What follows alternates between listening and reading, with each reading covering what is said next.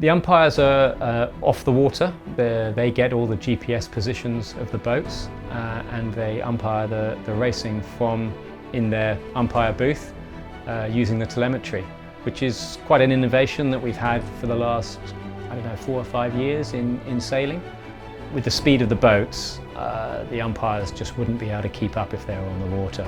And so the only solution is to have them on shore following the races through the telemetry. So on the umpire's screen, there's a border around the boats which extends beyond the foils, beyond the front and back, the bow and the stern of the boat.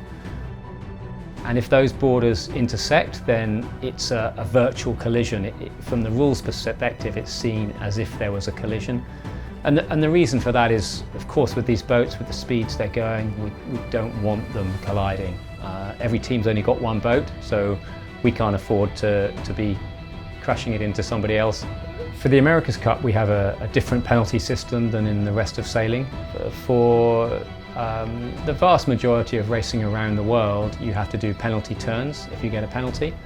But with these boats, it wasn't considered practical. And so if you get a penalty in the America's Cup, then you have to get 75 meters behind the other boat. And that's something that the umpires will judge, and they will call and say when you're 75 meters behind. You get a minute to take the penalty. If you don't do it within a minute, they'll give you another one. One of the great things about having umpired races is that all those incidents on the water, they get decided on the water.